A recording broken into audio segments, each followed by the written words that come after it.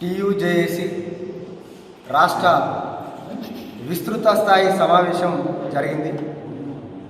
ఈ సమావేశంలో చాలా కీలకమైనటువంటి అంశాలు, భవిష్యత్ కార్యాచరణ కూడా తీసుకోవడం జరిగింది. అందులో ముఖ్యంగా తెలంగాణ ఉద్యమకారుడు, కళాకారుడు గిరిపెల్లి మల్లేశం గారి సంస్మరణ సభ ఈ నెల 19వ తారీఖున బీసీ భవన్లో జరపడం కోసం రాష్ట్ర కమిటీ నిర్ణయించడం జరిగింది ఏకగ్రీవంగా.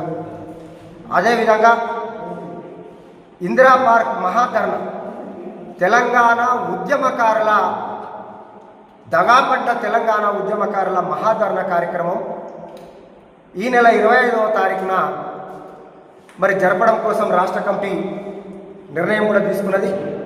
ముఖ్యంగా మరి గత ప్రభుత్వము మమ్మల్ని మోసం చేసింది, మరి ఇప్పుడున్న ప్రభుత్వం హామీ ఇచ్చింది కానీ అమలు పరచలేదు. మొన్నటి వరకు జరిగినటువంటి అసెంబ్లీ సమావేశాల్లో, బడ్జెట్ సమావేశాలు జరుగుతున్నటువంటి సందర్భంలో ఉద్యమకారుల కోసం ఖచ్చితంగా బడ్జెట్ కేటాయించాలని చెప్పి ఉద్యమకారులంతా అసెంబ్లీని ముట్టడించారు. ఒక చట్టబద్ధత కల్పించాలని చెప్పి అసెంబ్లీలో తీర్మానం చేసి ప్రత్యేక బడ్జెట్ను కేటాయించి ఒక జీవోను తీసుకురావాలని అసెంబ్లీలో కనీసం ఒక్కరన్నా మాట్లాడిన పాపాను అవ్వని, ఒక్కరిద్దరు మాట్లాడితే దాటవేసింది.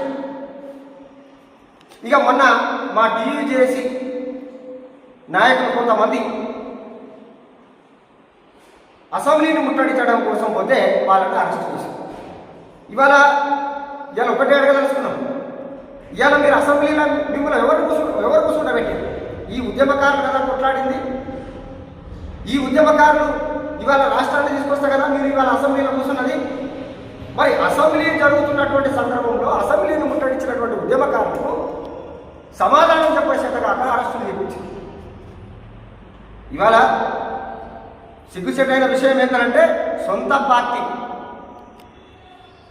పార్టీ వాళ్ళే మిమ్మల్ని చట్టసభలో ప్రశ్నిస్తుంటే కనీసం పక్కనున్నటువంటి వాళ్ళు సోయి లేకుండా చూస్తారు. నిజంగా చాలా బాధాకరమైనటువంటి విషయం.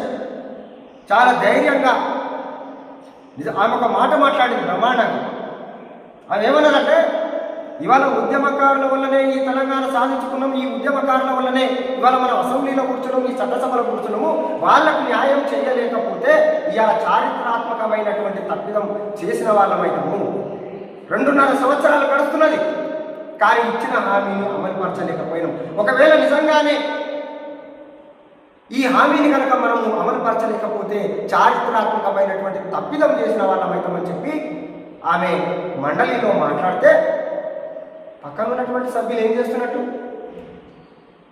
మేము పెద్ద గొప్ప పని చేసినాము, మేము రాజీనామా చేసి ఆయన రాష్ట్రానికి తీసుకొచ్చినాం, మేము మంత్రి పదవులకు రాజీనామా చేసిన అన్నారు కదా, మరి పక్కకు ఉన్నటువంటి మిగతా సభ్యులు ఎందుకు మాట్లాడలేదు?